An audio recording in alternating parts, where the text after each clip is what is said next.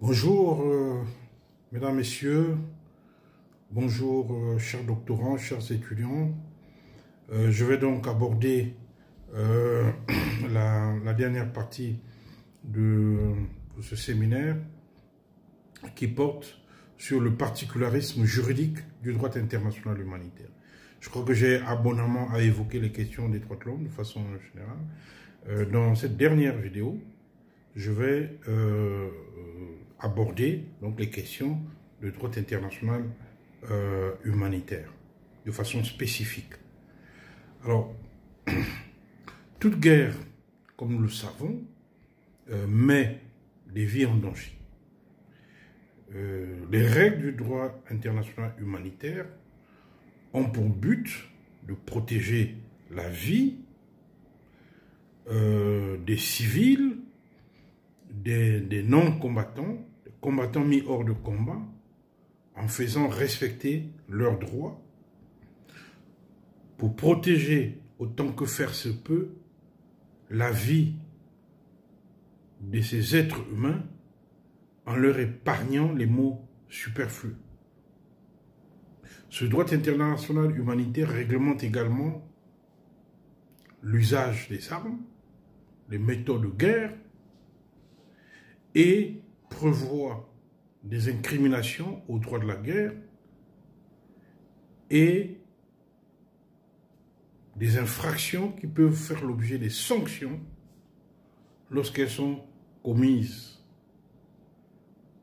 Le droit international humanitaire est donc un ensemble de règles internationales établies par des traités, le droit international humanitaire conventionnel, ou par la coutume, on parlera du droit international humanitaire coutumier, qui sont spécifiques. Ce sont des règles spécifiques destinées à résoudre les problèmes humanitaires découlant directement des conflits armés internationaux ou nationaux. Le but de ce droit, et j'insiste sur cela, est d'offrir une protection efficace aux personnes et aux biens qui sont ou pourraient être affectés par un conflit. Et en outre, ce droit entend également limiter le droit des belligérants, c'est-à-dire des parties au conflit, d'utiliser les méthodes et moyens de guerre de leur choix. Ce droit humanitaire trouve ses racines dans l'histoire la plus ancienne de notre humanité. Il est étroitement lié à l'histoire des conflits.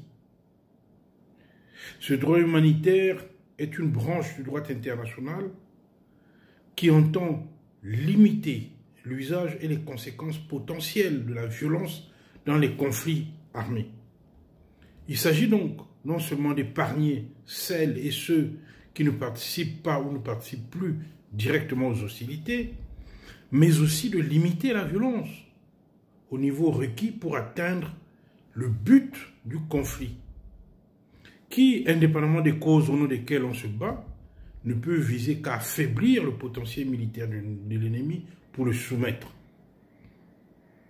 Car il faut être clair là-dessus, la guerre ne peut viser l'anéantissement total de l'ennemi. Pour gagner une guerre, il n'est pas nécessaire de tuer tous les soldats ennemis. Il suffit soit de les contraindre à se rendre, soit de les capturer. Et donc, il faut toujours se rappeler que la guerre n'a pas pour objectif de tuer les gens. Aussi paradoxal que puisse paraître cette affirmation, j'insiste pour dire que la guerre n'a pas pour objectif des tueries. Alors vous me direz comment? Puisque inévitablement, inéluctablement, la guerre va entraîner la mort des gens. Oui, mais ce n'est pas là l'objectif. Ce n'est pas là l'objectif. L'objectif de la guerre, c'est de soumettre la partie ennemie à sa puissance. Parce qu'on n'a pas pu régler le litige par des moyens pacifiques, pour diverses raisons, et une guerre est donc déclarée, une guerre est engagée. Le but de la guerre, c'est de faire prévaloir son droit par d'autres moyens que les moyens pacifiques. Il faut toujours se rappeler cela. Aucun État n'engage une guerre avec pour objectif tuer les populations de la partie. Non, c'est ça l'objectif. Si vous comprenez ce principe, alors vous comprendrez pourquoi il y a des crimes de guerre. Parce qu'il y a des choses qui ne sont pas permises dans la guerre. La guerre n'est pas l'expression de la barbarie. La guerre n'est pas l'art des sauvages. La guerre vise à soumettre à sa puissance l'autre partie belligérante. Et si cette partie peut être soumise à sa puissance sans que les soldats ne meurent, tant mieux. Je vous donne un exemple. Si une guerre est déclarée par un État A contre un État B,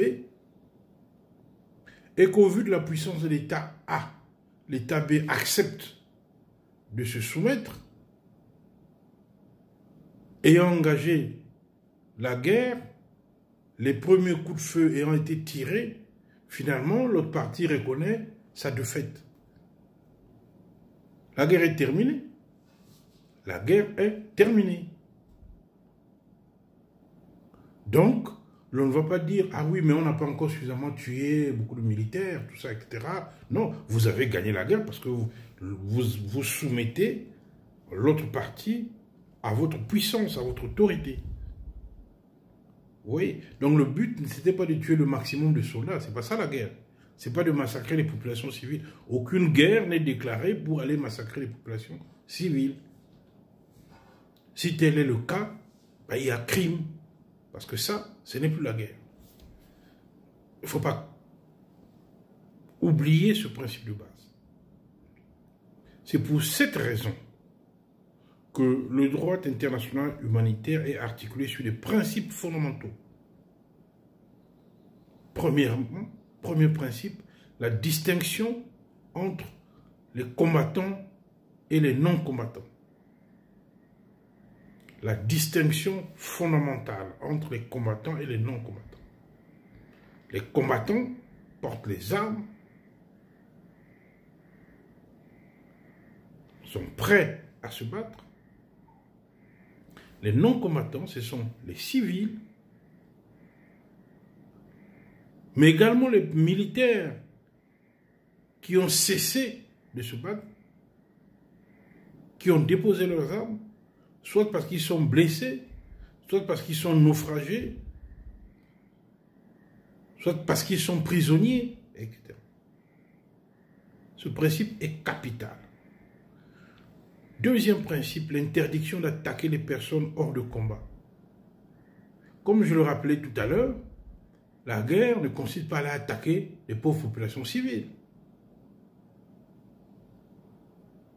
La guerre ne consiste pas à aller attaquer des personnes qui ne combattent pas, qui ne peuvent plus combattre, qui ne sont plus en état de combattre. Par exemple, les prisonniers de guerre ne sont plus en état de combattre. On ne va pas les massacrer. Dans une guerre maritime, les naufragés des navires de guerre ne sont plus en état de combattre. Donc ça ne sert à rien de les tirer dessus, etc., etc. Troisième principe, l'interdiction d'infliger des souffrances inutiles et des maux superflus. L'interdiction d'infliger des souffrances inutiles et des maux superflus. Je vous donne un exemple. Il est tout à fait licite, lorsqu'on utilise les moyens légaux de la guerre, de tuer l'ennemi. Vous ne serez pas jugé pour avoir tiré sur la partie adverse avec des armes appropriées. Mais il peut vous être reproché, vous pourrez être jugé pour avoir tué les soldats ennemis avec des armes inappropriées qui infligent des maux superflus. Parce qu'une balle peut suffire pour tuer la personne. Oui. Une balle tirée peut suffire pour tuer la personne. Il n'est pas nécessaire, une personne qui est à terre, de venir lui fracasser en plus le crâne, tout ça, etc. C'est une barbarie. Il n'est pas nécessaire, si vous voulez tuer la personne, vous tuez la personne. Mais il n'est pas nécessaire de torturer d'abord la personne avant de l'exécuter. Quel est l'intérêt, puisque vous voulez tuer la personne? Oui. Il n'est pas nécessaire d'utiliser, par exemple, des balles qui vont provoquer des graves violences, des graves ravages sur le corps humain avant de tuer la personne. Ce n'est pas nécessaire de le faire. Parce que le but, c'est que vous voulez tuer la personne, parce que vous êtes dans un combat régulier, vous tirez, la personne meurt. Oui. À quoi ça servira alors de lui infliger des maux superflus, des souffrances inutiles avant d'exécuter la personne? Quatrième principe, le principe de nécessité. La nécessité militaire. Toute action militaire doit être nécessaire et opportune. Il n'est pas nécessaire d'aller détruire des édifices qui ne vont pas vous donner un avantage militaire. À quoi servirait-il de détruire une église si cette église n'est pas un objectif militaire? Ça ne vous donne aucun avantage militaire. Si vous écrasez sur votre passage, vous brûlez sur votre passage toutes les églises, quel avantage militaire ça va vous procurer? Est-ce que c'est nécessaire de brûler ces églises? Ça va changer quoi dans le déroulement de la guerre? Vous voyez? Toute action militaire doit être nécessaire et procurer un avantage militaire à celui qui l'entreprend. Cinquièmement, le principe de proportionnalité. Il ne faut pas exagérer. Je dis, la guerre n'est pas une affaire de sauvages. Oui. La réaction militaire doit être proportionnelle à l'attaque. Vous avez essuyé des coups de feu venant d'un village, mais vous devez prendre les mesures nécessaires pour riposter éventuellement. Pour pénétrer dans le village, c'est une action militaire légitime s'il y a l'ennemi au village. Mais il n'est pas nécessaire d'utiliser la bombe atomique pour écraser tout le village. Ce n'est pas proportionnel. Ce n'est pas parce que vous avez essuyé des coups de feu que vous allez jeter du napalm sur tout le village pour brûler tout le monde, y compris les pauvres villageois. Ce n'est pas proportionnel. Oui. On est en guerre, mais il y a des règles. La proportionnalité est une règle. Oui. Si la partie adverse a tué 4-5 prisonniers de guerre, ce n'est pas une raison pour vous d'aller massacrer 100 prisonniers de guerre, sous prétexte que vous faites des représailles. Oui. Donc, la guerre a des règles qu'il faut respecter. Ces principes fondamentaux mettent également en lumière les limites propres au droit international humanitaire. Il est interdit, il n'interdit pas l'utilisation de la violence. C'est-à-dire, le droit international humanitaire n'interdit pas la guerre. Il faut faire très attention à cela dans vos travaux. Le droit international humanitaire n'interdit pas la guerre. Ce n'est pas son objet. De même, le droit international humanitaire n'est pas là pour reconnaître que telle guerre est juste ou injuste. Non, ce n'est pas sa mission. Le droit international humanitaire se charge des conséquences de la guerre, d'assurer la protection aux victimes de la guerre. Mais il ne se prononce pas sur la licéité ou l'illicéité d'un conflit armé. Il n'interdit pas les conflits armés. Ça n'aurait aucun sens d'ailleurs. Deuxièmement, il ne peut pas protéger toutes les personnes affectées par un conflit armé. Seules certaines catégories identifiées dans les conventions sont protégées. Il ne fait aucune distinction, troisièmement, il ne fait aucune distinction par rapport au but du conflit. C'est-à-dire, le droit international humanitaire n'a pas vocation à reconnaître la légitimité ou l'illégitimité d'un conflit. Ce n'est pas sa mission. Quatrièmement, le droit international humanitaire ne peut pas interdire à une partie de triompher sur son ennemi.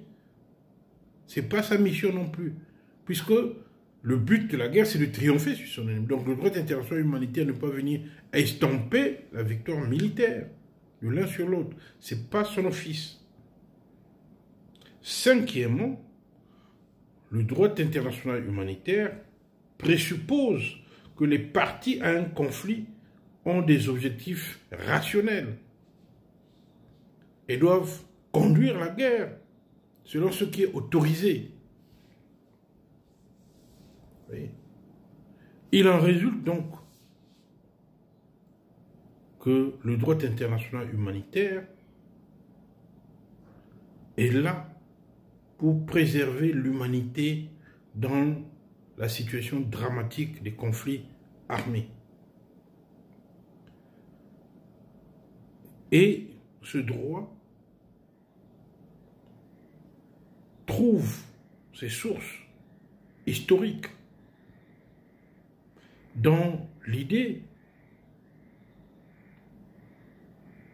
de Henri Dunant, lorsqu'il arrive à Solferino le lendemain de la bataille livrée aux Autrichiens par les troupes franco-sardes.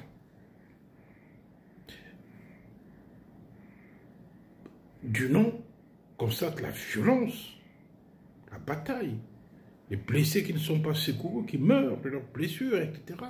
Carnage total. Et là, il comprend qu'il faut faire quelque chose. Certes, on trouvera les nombreuses influences religieuses, philosophiques héritées d'un passé pouvant remonter jusqu'à l'Antiquité. Mais l'histoire récente de ce droit international humanitaire part de cette bataille de Solferino. Et c'est donc sous l'impulsion d'Henri Dunant et du Comité international de la Croix-Rouge qui a été fondé en 1863 en Suisse, que finalement le gouvernement suisse réunit une conférence diplomatique qui a abouti en 1864 à l'adoption de la première convention de Genève, dont l'objet est l'amélioration du sort des militaires blessés dans les armées en campagne. Déjà, cette convention de Genève de 1864 annonce l'idée, le but du droit international humanitaire, à savoir limiter les souffrances engendrées par la guerre, atténuer les effets de celle-ci. Les règles qu'il énonce sont donc le résultat d'un équilibre délicat entre d'une part les exigences de la conduite de la guerre, c'est-à-dire la nécessité militaire, et d'autre part les lois de l'humanité. Donc ce n'est pas la théorie, ce n'est pas un savant qui était assis quelque part qui a imaginé. Non, le droit humanitaire est un corpus de règles concrètes, pratiques et réalistes, qui tirent leur source, leur légitimité de l'expérience du champ de bataille et des conflits armés. Ce droit est constitué par conséquent de l'ensemble des règles coutumières et conventionnelles qui visent à protéger les personnes qui ne participent pas ou qui ne participent plus au combat, aux hostilités, tout en limitant les moyens et les méthodes de combat. C'est un droit qui est simple par sa finalité, à savoir limiter les souffrances occasionnées par les conflits armés. Bref, humaniser dans la mesure du possible la guerre. C'est pour ça qu'il s'applique en temps de conflit armé. Alors, on fait parfois la distinction, et ceci est nécessaire, entre le droit des conflits armés, ou droit de la guerre, qui est appelé comme le droit de la Haye, et le droit de Genève, souvent appelé par commodité sémantique droit humanitaire. Le premier, c'est-à-dire le droit de la Haye, il restreint le droit des parties à utiliser les méthodes et moyens de guerre. Il restreint, il limite les moyens et les méthodes de guerre. Le deuxième, le droit de Genève, quant à lui, protège les personnes et les biens en période de conflit armé.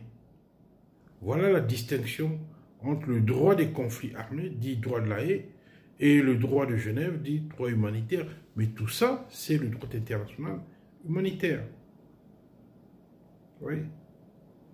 Parfois, certains vont jusqu'à faire la distinction entre le droit de la violence et le droit de l'assistance. Le droit de la violence serait le droit de la Haye, et le droit de l'assistance serait le droit de Genève.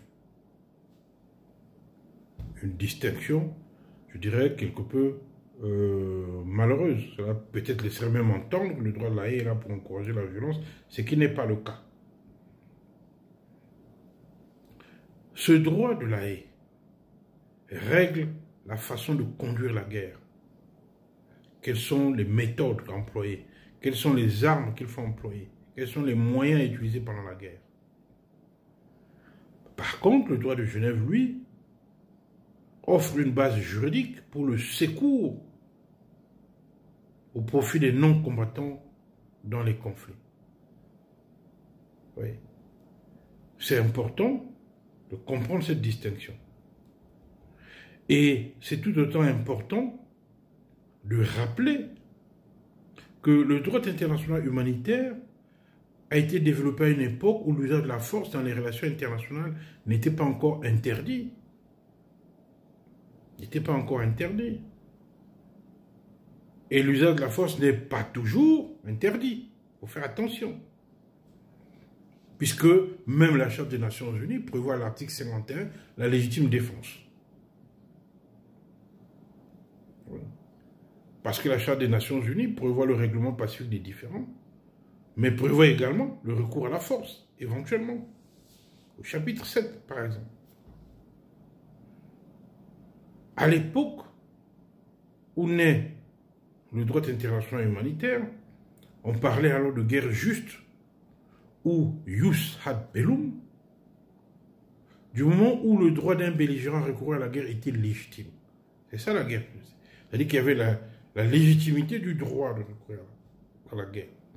L'obligation de respecter un certain nombre de règles de comportement pendant les hostilités ne posait alors aucun problème. Par la suite, le recours à la force a été déclaré illégal conformément au droit international. Alors, le jus ad bellum, qui concerne donc cette légitimité de recourir à la guerre, c'est quelque peu transformé en jus contra bellum. Les exceptions admises ici étant le recours à la légitime défense individuelle ou collective, voire l'article 51 de la Charte des Nations Unies que j'ai cité tout à l'heure. Puisque on peut recourir à la force pour établir la paix sur la base du chapitre 7 de la Charte des Nations Unies. Bien dans le cas des guerres de libération nationale, telles que l'a reconnu la résolution 2105 de l'Assemblée générale de l'ONU. Dès lors, le droit international humanitaire peut sembler en déphasage avec le droit international général. À cet effet, en 1946, il a été demandé à la Commission du droit international des Nations Unies de travailler à la réaffirmation et développement du droit international humanitaire. Et là, beaucoup de voix s'étaient élevées pour dire qu'à partir du moment où la guerre est interdite et hors la loi, les règles de droit international humanitaire n'ont plus de place. On se trompait en fait d'objet. Parce que selon cette thèse et ces pacifistes qui voulaient interdire la guerre, La guerre est en principe interdite en droit international, sauf exception prévue par le même droit. Mais donc, s'il y a des exceptions, c'est que la guerre peut avoir lieu. Or, le but du droit international humanitaire n'est pas de légitimer les guerres, mais de s'occuper des conséquences de ces guerres. S'il y a des exceptions à l'interdiction de la guerre, ça veut dire qu'il peut y avoir une guerre. Et donc, s'il y a une guerre, le droit international humanitaire doit intervenir. En outre, pour être plus précis sur ce point, la Charte des Nations Unies n'interdit pas la guerre. Certes, la Charte des Nations Unies reconnaît l'illégalité de menacer de recourir ou de recourir à la force entre membres des Nations Unies, mais la même charte laisse la porte ouverte pour une légitime défense. Et la même charte prévoit également le recours à la force pour rétablir la paix sur la base du chapitre 7. Donc, la guerre n'est pas interdite en droit international. Il y a des limites qui sont posées sur les méthodes et les moyens de la guerre, mais la guerre en soi n'est pas interdite. On peut apporter à cette question 3 types de réponses pour bien comprendre. D'abord, premièrement, la Charte des Nations Unies n'a pas mis entièrement hors la loi le recours à la force. Puisque tout à l'heure, je vous ai évoqué l'article 51 qui parle de la légitime défense. Deuxièmement, l'interdiction de recourir à la force énoncée dans la Charte des Nations Unies ne s'applique pas aux conflits armés internes ou guerre civile. Parce que les États, comme vous le savez, je l'ai évoqué, au titre de l'article 2, paragraphe 7 de la Charte, s'interdisent de s'ingérer dans les affaires intérieures des autres États. Donc ce n'est pas de ça qu'il s'agit. Troisièmement, le chapitre 7 de la Charte des Nations Unies autorise le Conseil de sécurité ou les États membres agissant à sa place ou à son instigation à faire usage de la force dans le cadre d'une action collective pour maintenir ou rétablir la paix et la sécurité internationale. Donc, l'on ne peut pas dire que la Charte a interdit la guerre. C'est pourquoi nous savons qu'à tout moment les guerres peuvent éclater. La guerre est l'une des tristes réalités de notre humanité. Pourtant, même si la guerre était prohibée, rien n'empêcherait les États de s'affranchir de cette prohibition, cette interdiction. Oui.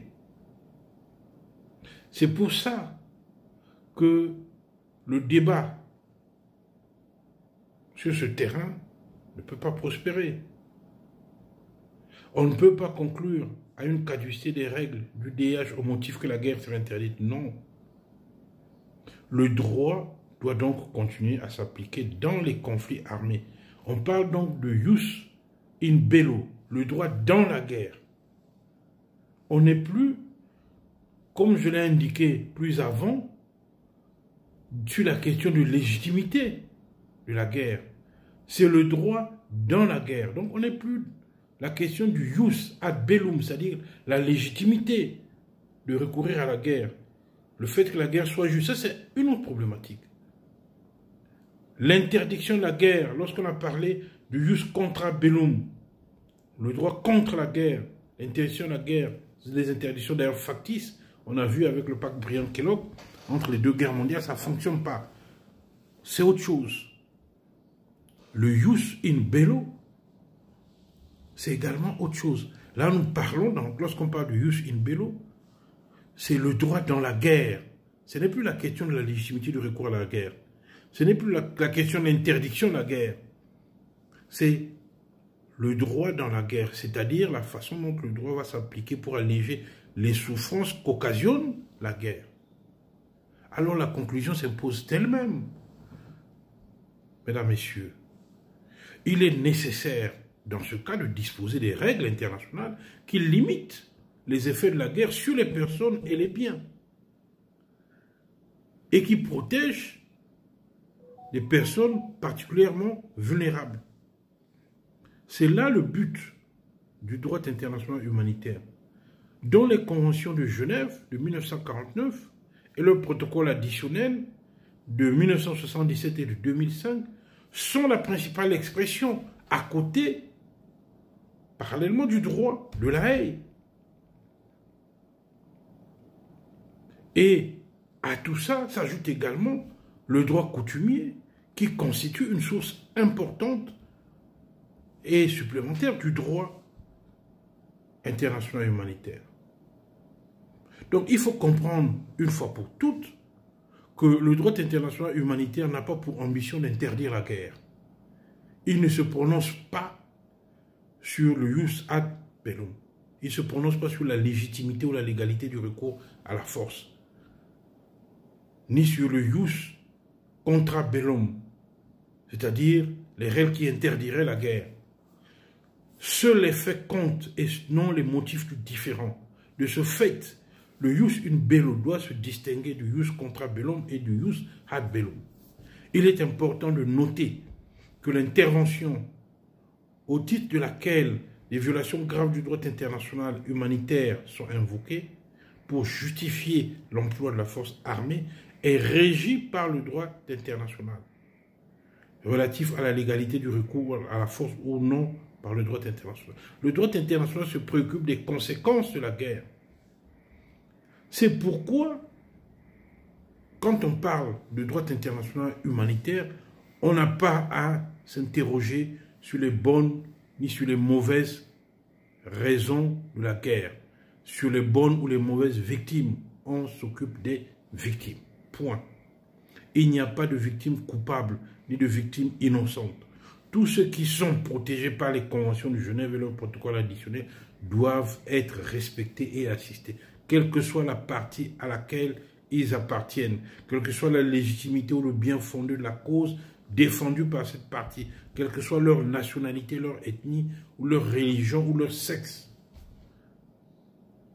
Le droit international humanitaire ne pose pas des droits universels applicables à tous les individus, comme dans les droits de l'homme. C'est un droit spécifique qui s'applique à des catégories précises. Les prisonniers de guerre, les populations civiles, les naufragés, etc., etc. Les conventions de Genève définissent donc les normes minimales de traitement applicables à des catégories de personnes protégées dans les différentes situations de conflit. Ainsi, le droit international humanitaire est applicable en fonction de la catégorie et de la situation. Il est également différent selon qu'il concerne les malades, les civils, les femmes, les enfants, les internés. Voilà, il y a plusieurs catégories. Il faut donc avoir la maîtrise de ces catégories. Ce droit concerne également le comportement des combattants au cours des hostilités. Tous les moyens ne sont pas permis, toutes les méthodes ne sont pas permises. C'est pourquoi le droit humanitaire interdit d'employer des armes, des projectiles, des méthodes de nature à causer des maux superflus. Oui. Il faut éviter des dommages étendus, durables et graves à l'environnement. On ne saurait non plus utiliser des populations civiles pour s'en servir comme des boucliers humains. Tout ça, dans vos recherches, vous devrez nous les faire ressortir lorsque vous travaillez sur ces questions. C'est pourquoi je dirais, en conclusion, sur le particularisme juridique du droit international humanitaire, que certes, c'est une question sensible, difficile, mais aucune compromission ne peut être tolérée. Le droit international humanitaire doit être respecté en toutes circonstances pour assurer la survie des valeurs de l'humanité et bien souvent simplement pour protéger des vies humaines. Le jour où les États et toutes les parties engagées dans les conflits armés respecteront davantage le droit international humanitaire, alors il sera plus facile de créer un monde plus humain. Rappelons-nous cela. Rappelons-nous cela. C'est ça l'importance du droit international humanitaire. Et je dirais, en lien avec les précédentes vidéos, la communauté internationale se doit de respecter les droits de l'homme et le droit international humanitaire pour qu'advienne un monde débarrassé de la peur et de la misère. Encore faut-il, pour que l'ensemble tienne de tout ce que je viens de développer, non seulement que les droits de l'homme et le droit humanitaire illuminent les consciences individuelles, pour reprendre les mots du doyen Vedel, mais encore qu'ils informent sans cesse la pratique quotidienne des hommes. Il va de soi, mesdames, messieurs, que les droits de l'homme n'appartiennent pas du domaine de l'immédiateté. On ne peut pas tout avoir ici et maintenant, dans l'espace étroit d'une génération, d'une vie humaine. C'est pour ça qu'il est parfois nécessaire de réclamer du temps, des vraies politiques publiques pour la réalisation effective des droits de l'homme. Parce que le chemin de la réalisation des droits de l'homme est un chemin sinueux, escarpé, difficultueux, qui bien souvent tente de dissuader, de décourager toutes les bonnes volontés qui souhaiteraient l'emprunter. Mais il n'y a pas d'autre chemin pour l'humanité que celui du respect universel et effectif des droits de l'homme, que celui du respect du droit international humanitaire dans les conflits. Et sinon, l'humanité cesse d'être humanité. Sinon, l'humanité cesse d'être humanité. Voilà, mesdames, messieurs, la conclusion par laquelle je termine ce séminaire. Vous avez donc 5 vidéos. J'ai voulu que ces vidéos ne soient pas trop longues, pour que ça ne dépasse pas 1 heure, pour que vous puissiez facilement les télécharger, les suivre avec des pauses, etc. Comme vous savez, s'il y a des questions, vous savez la procédure. Vous devrez poser vos questions, éventuellement envoyer des questions par ma boîte mail, etc. ou par la boîte mail du doctorat, pour que nous puissions répondre à toutes vos questions, discuter avec vous dans les forums appropriés. Je vous remercie donc pour cette attention, pour suivre toutes ces vidéos, et n'hésitez pas à revenir vers nous pour les questions, les observations, les commentaires, etc., les critiques. Tout ceci est important. La discussion entre vous et moi est donc la bienvenue sur tous les points que je viens de vous évoquer dans le cadre de la leçon inaugurale 2020 que j'ai voulu plus longue, chapitrée, articulée sur plusieurs questions, et j'ai voulu subdiviser cela en 5 vidéos pour donner du temps de tout comprendre.